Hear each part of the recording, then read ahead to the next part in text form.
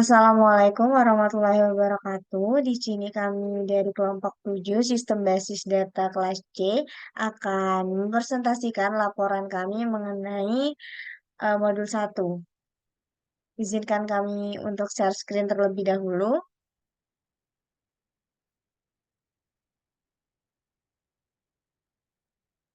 Sebentar, sebentar.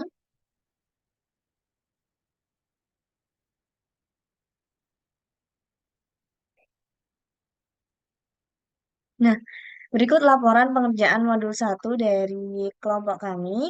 Sebelumnya, izinkan kami untuk memperkenalkan diri terlebih dahulu dengan saya sendiri, Restanti Mezaluna Sakinandita, dengan NIM 2224 1010 2044. Saya Gundalani dengan NIM 2224 1010 2029. Saya Lailatul Eki Fitrianingsi dengan NIM akhir 2019. Nah, baik, seperti yang sudah ditampilkan di layar, di sini kami diberikan sebuah studi kasus berupa bon pembelian spare part dari sebuah bengkel bernama Honda Jaya Raya, di mana spare part ini dibeli dan digunakan untuk sepeda motor merek Supra X dengan warna biru tahun keluaran 2005, serta mekanik yang menangani ber-ID DDE dan dengan nama Joko Dewanto. Kami diminta untuk mengidentifikasi beberapa hal yang diminta, di mana yang pertama kami diminta untuk mengidentifikasi entity dan atribut yang ada. Untuk entity yang pertama adalah entity customer dengan kategori benda nyata.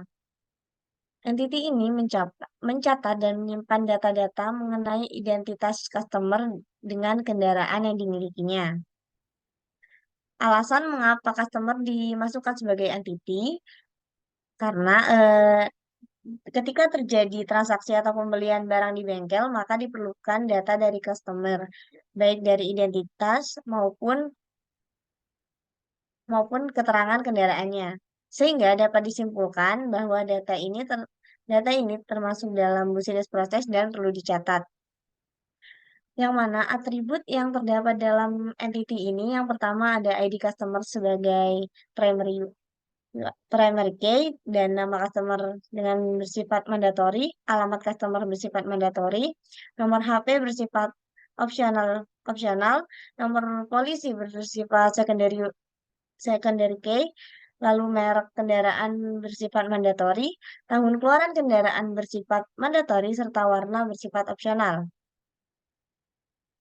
Ketika mencatat sebuah transaksi atau pembelian spare part atau item bengkel, maka diperlukan juga untuk mencatat data atau identitas customer karena dari data customer tersebut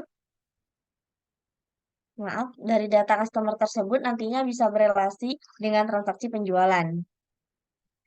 Selanjutnya ada entity spare part dengan kategori benda nyata, di mana entity ini mencatat dan menyimpan data tentang spare part atau item bengkel.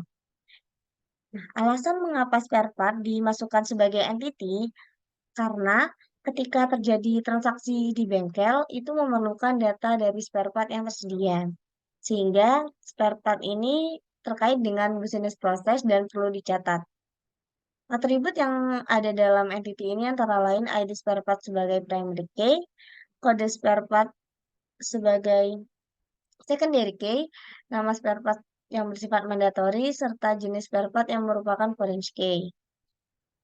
Lalu, keterangannya ketika terjadi transaksi penjualan, ID spare part pada entity spare part ini akan menjadi foreign key nantinya pada entity detail penjualan.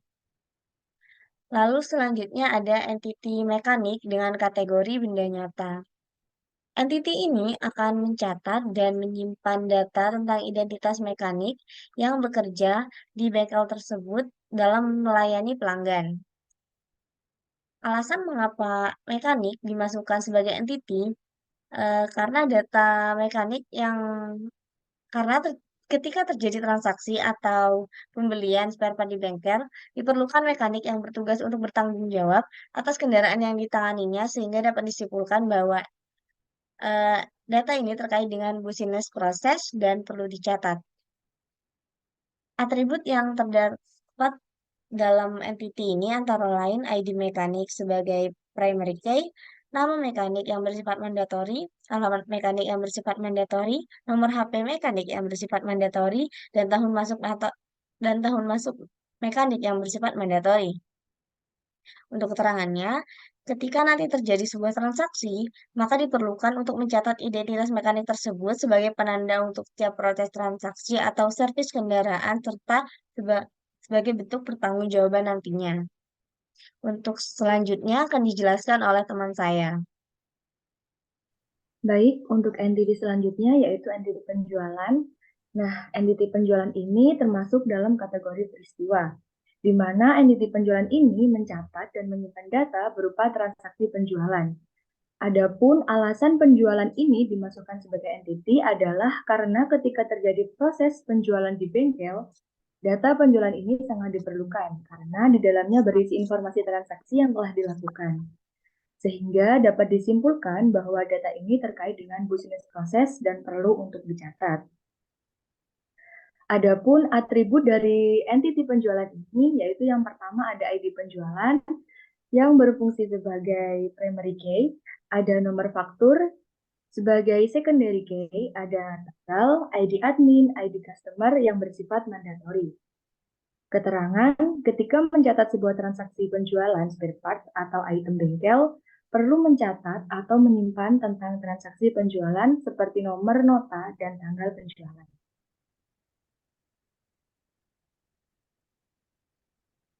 Kemudian ada entity detail penjualan, di mana entity detail penjualan ini termasuk dalam kategori peristiwa yang mencatat dan menyimpan data berupa detail transaksi penjualan.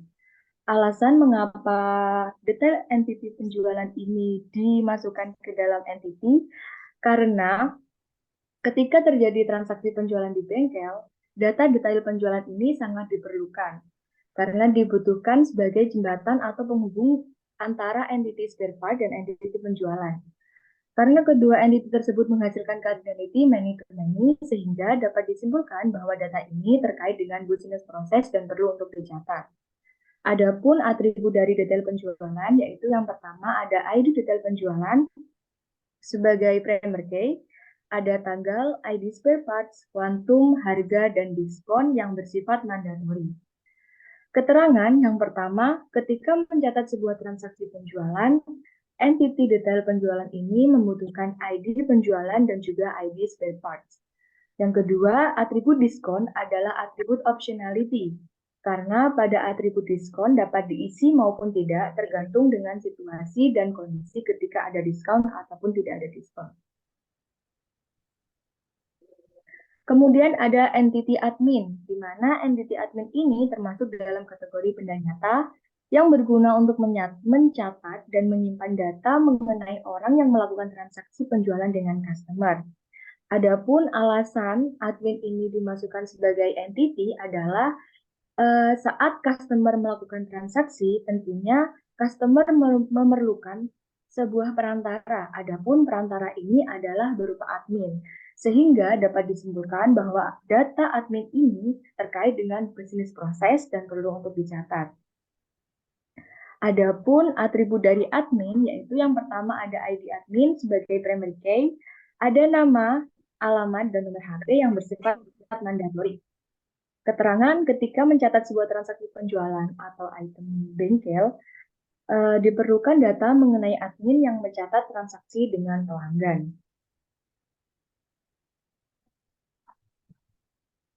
Lanjut pada soalan yang kedua, yaitu identifikasi entity dari multi-value attribute dan redundant attribute.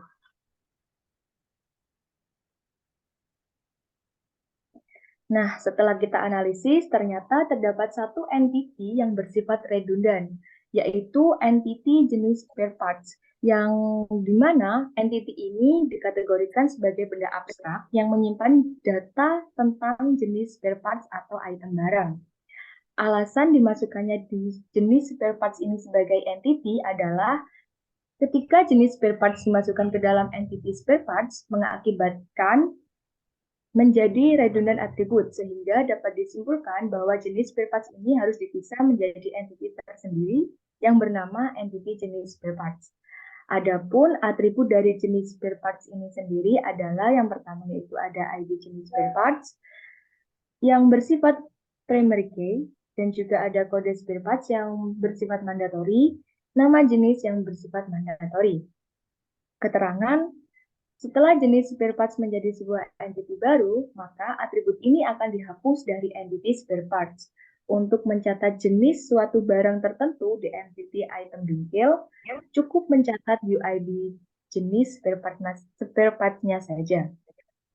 Untuk soalan selanjutnya akan dilanjutkan oleh teman saya.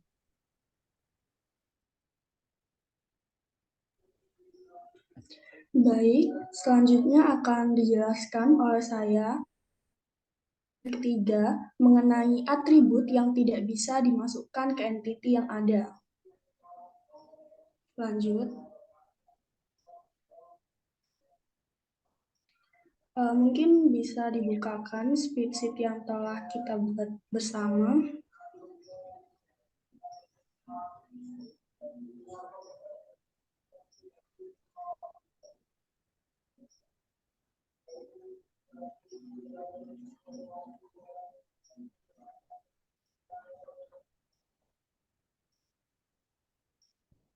Nah, pada poin ketiga ini sudah terlihat bahwa mengenai perintahnya yaitu catat atribut yang tidak bisa dimasukkan ke entity yang ada.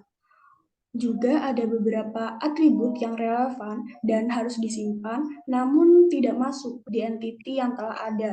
Biasanya atribut ini muncul berkaitan dengan many-to-many dalam relationship. Dan pada kasus ini, kami menemukan bahwa terdapat atribut yang mungkin kurang relevan, yaitu atribut total pada entity detail penjualan. Seperti yang dilihat pada spreadsheet yang telah ditampilkan, bahwa pada entity detail penjualan ini terdapat banyak sekali atribut-atribut, yaitu salah satunya kita fokus saja pada total. Kenapa total ini kita masukkan sebagai atribut yang tidak bisa dimasukkan ke entity yang ada? Kenapa? Karena dari atribut total ini atau jumlah pembayaran yang harus dibayar oleh customer itu sebenarnya merupakan sebuah turunan dari atribut harga spare parts yang berada pada entity spare parts, lalu dikali dengan kuantum, lalu juga setelah itu dikurangi dengan diskon yang ada.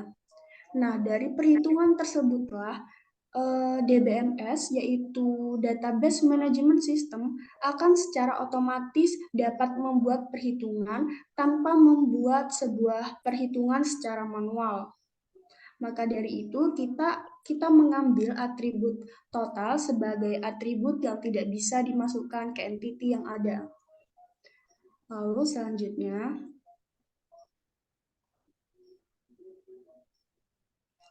nah pada poin keempat ini kita diarahkan untuk mencari primary UID dan secondary UID setiap entity.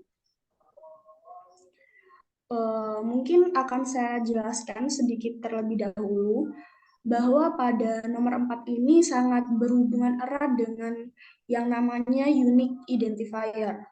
Seperti yang kita ketahui bersama, unique identifier itu adalah sebuah atribut atau kombinasi dari beberapa atribut entity yang bisa digunakan untuk mengidentifikasi satu instance entity secara tepat. Dan untuk informasi saja, sebuah entity ini bisa memiliki beberapa UID. Tapi setiap entity wajib memiliki primary UID, di mana primary UID ini adalah sebuah nilai yang tidak dapat dirubah. Lalu kita masuk saja pada contoh kasus bengkel ini, seperti yang terlihat pada entity yang pertama yaitu customer, di mana customer ini mungkin spreadsheet-nya bisa diarahkan pada entity. Ya, Baik, terima kasih.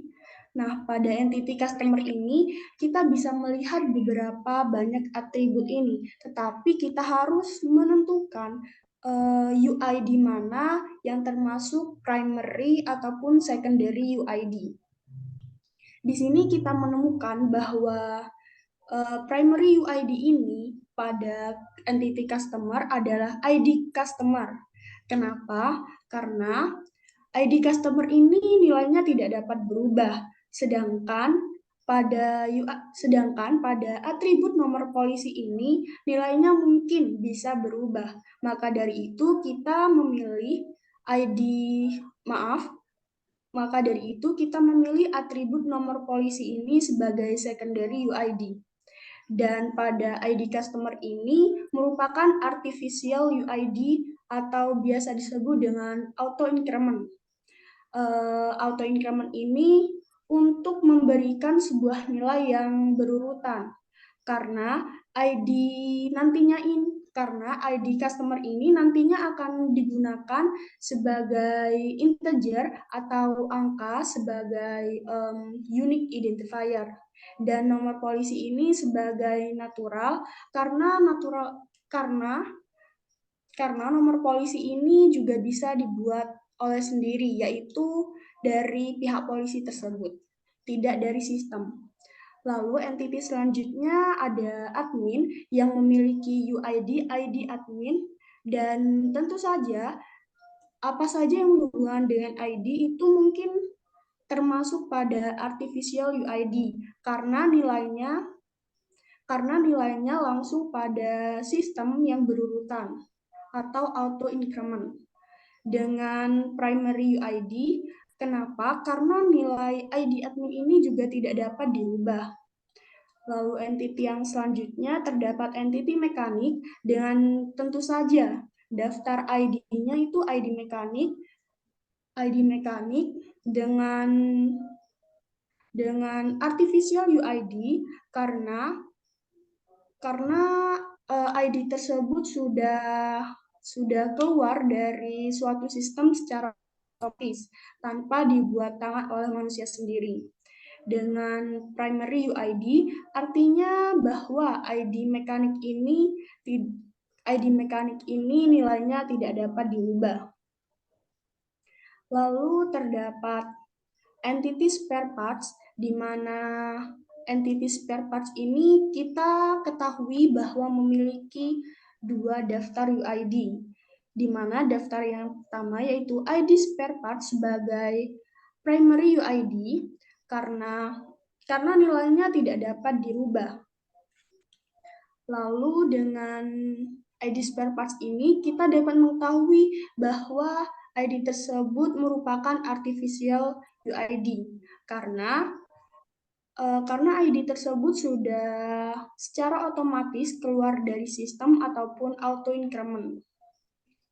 Lalu daftar UID yang kedua yaitu kode spare parts, di mana pada kode spare parts ini kita gunakan sebagai secondary UID karena bisa berubah. Misal terdapat beberapa kode baru ataupun distribusi spare parts baru, maka mungkin saja kode spare parts tersebut juga akan berubah seiring bertambahnya spare parts. Dengan natural ID. Kenapa natural ID? Karena kode spare parts ini dibuat sendiri, bukan secara otomatis oleh sistem ataupun non-auto increment. Entity selanjutnya yaitu jenis spare parts dengan daftar UID, ID jenis spare parts. ID jenis spare parts. Ya, di bawah. Dengan ID jenis spare parts, tentu saja yang berhubungan dengan ID merupakan sebagai primary UID. Karena primary UID ini dari ID jenis spare parts tersebut nilainya juga tidak dapat dirubah dan merupakan sebuah artificial UID karena auto increment. Lalu entity selanjutnya yaitu penjualan yang memiliki dua daftar UID. ID yang pertama ID tentunya ID penjualan yang merupakan primary UID yang merupakan primary UID karena nilainya juga tidak dapat dirubah dengan artificial UID ataupun auto increment secara berurutan langsung dari sistem. Lalu daftar UID yang kedua terdapat nomor faktur, di mana nomor faktur ini kita jadikan sebagai secondary UID, karena mungkin saja di suatu hari nomor faktur ini akan berubah sehingga kita dapat menentukan bahwa nomor faktur ini merupakan secondary dengan natural UID. Kenapa? Karena nomor faktur ini kita buat sendiri secara berurutan, bukan dari sistem ataupun auto increment. Lalu dengan entity yang terakhir terdapat daftar UID, ID detail penjualan. Tentunya seperti pada sebelum-sebelumnya, dengan ID detail penjualan ini merupakan primary UID di mana nilainya tidak dapat berubah. Dengan artificial UID karena ID detail penjualan ini merupakan auto increment ataupun langsung dari sistem secara berurutan. Mungkin poin kelima. Pada poin kelima ini kita memasuki mengenai relationship antar entity, di mana pada relationship ini saya akan membahas sedikit mengenai relationship. Relationship itu merupakan sebuah hubungan antar entity. Dua entity bisa memiliki relationship. Mungkin lebih mudahnya kita pikir begini. Misal terdapat suatu entity A dan entity B, maka dapat dikatakan entity A memiliki relationship dengan entity B jika salah satu dari hal tersebut akan terjadi. Kondisi yang pertama yaitu misal untuk menambah data baru pada entity A memerlukan pencatatan data dari B ataupun sebaliknya. Nah, itulah merupakan kondisi di mana kita dapat menyebutkan bahwa kedua entiti tersebut memiliki relationship. Lalu langsung masuk saja pada relationship pada kasus bengkel ini. Seperti yang diketahui, kita telah membuat sebuah tabel. Ini namanya sebuah relationship matrix. Dan kita harus mendata terlebih dahulu entiti-entiti yang telah kita diskusikan sebelumnya, yaitu seperti entiti customer, admin, mekanik, spare parts, jenis spare parts, penjualan, dan yang terakhir detail penjualan. Mungkin kita bisa diskusikan setiap relationship antar entity. Di sini pada entity customer dan admin. Entity customer dan admin ini tidak memiliki sebuah relationship. Kenapa? Karena pada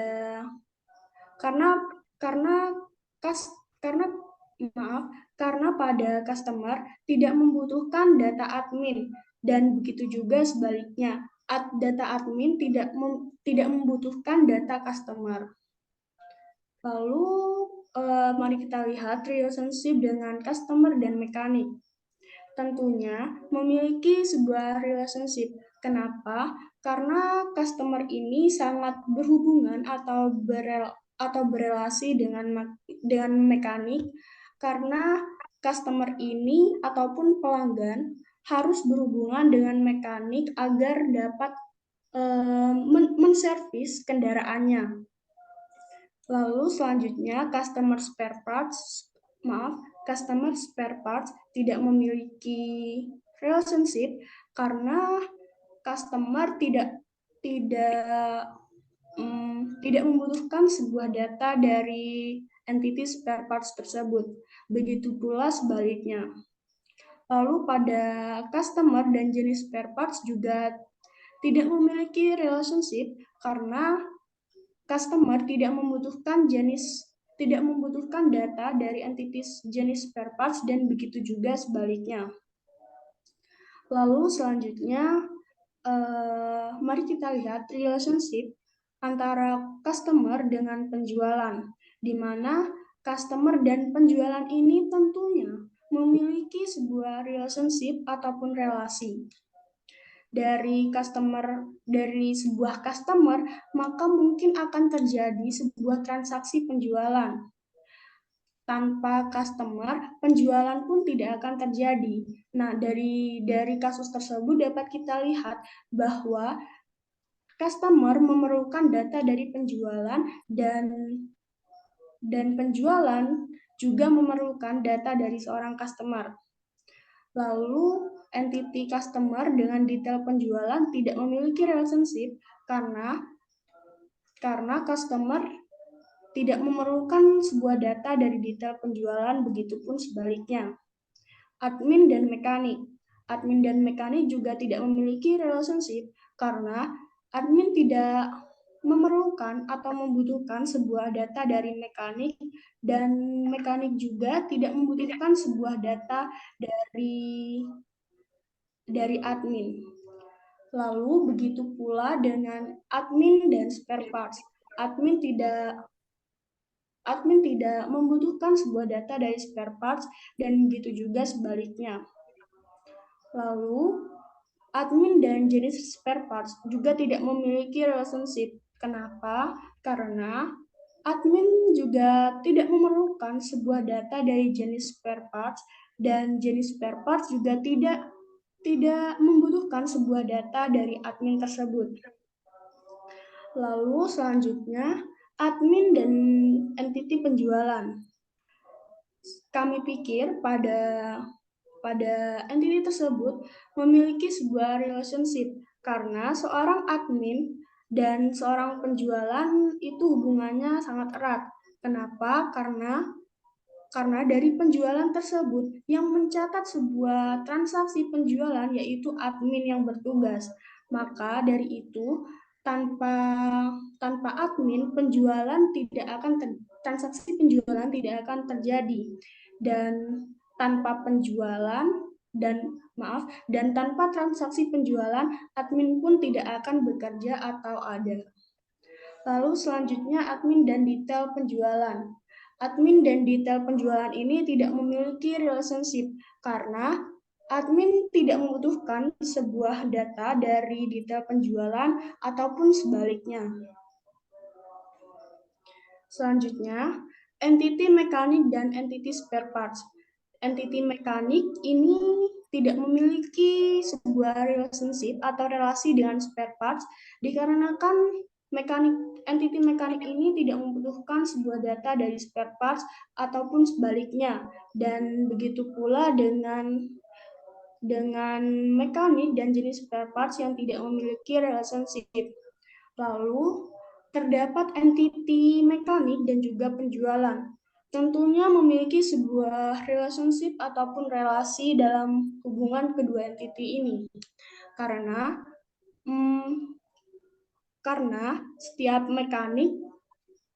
tanpa adanya mekanik, penjualan ataupun transaksi penjualan di bengkel tidak akan terjadi.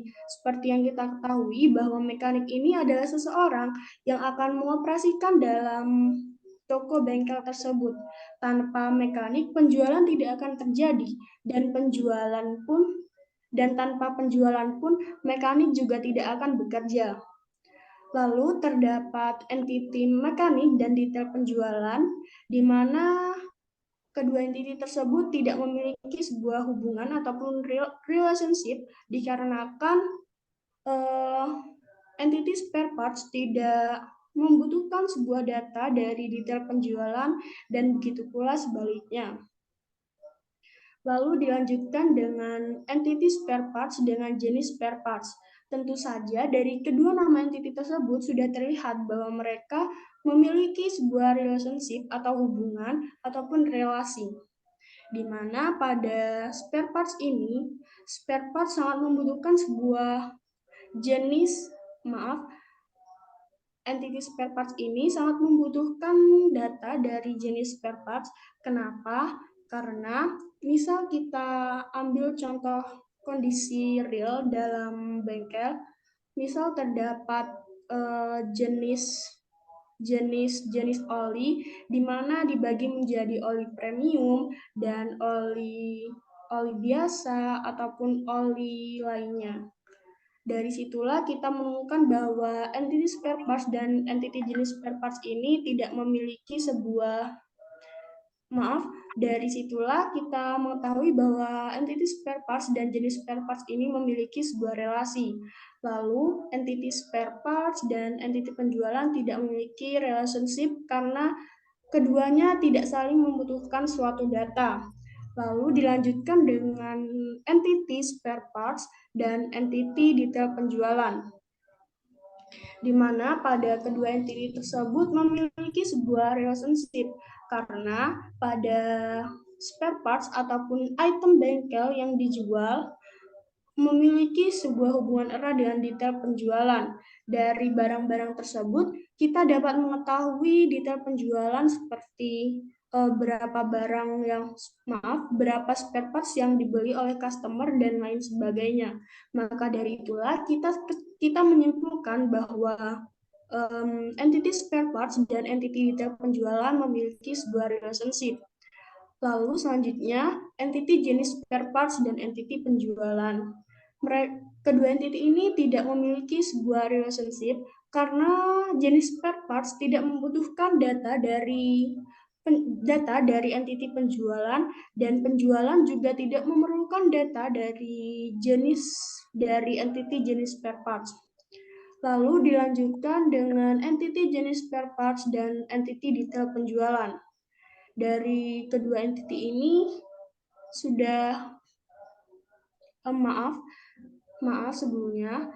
Maksud saya entity jenis spare parts dan entity detail penjualan. Dari kedua entity ini tidak memiliki suatu relationship ataupun hubungan dikarenakan dari entity jenis spare parts sendiri tidak memerlukan data dari sebuah entity detail penjualan ataupun sebaliknya. Lalu yang terakhir, entity penjualan dengan entity detail penjualan. Tentu saja dari kedua nama entity tersebut sudah terlihat bahwa keduanya saling berhubungan ataupun berrelationship atau juga dapat dikatakan berelasi, yaitu karena dari entity penjualan kita sangat membutuhkan detail-detail penjualan yang ada. Misal dari penjualan A kita dapat memasukkan detail penjualan, mungkin pada detail penjualan terhadap memiliki sebuah diskon ataupun lainnya. Dan detail penjualan juga sangat membutuhkan suatu dan entity detail penjualan sangat membutuhkan entity dari penjualan. Dan kita bisa lihat yang kita warnai dengan biru-biru itu merupakan sebuah entity yang memiliki relationship.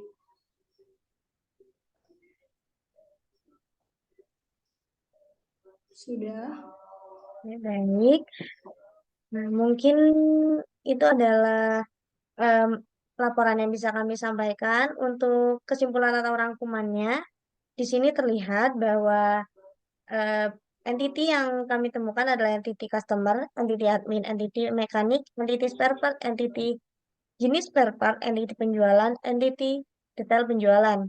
Dengan primary key dan secondary key yang telah kami sampaikan tadi. Mungkin eh, serta relationship antar entity juga sudah disebutkan oleh teman saya tadi. Baik, mungkin cukup itu saja laporan yang bisa kami sampaikan mengenai tugas modul 1 ini. Kurang lebihnya kami mohon maaf. Wassalamualaikum warahmatullahi wabarakatuh.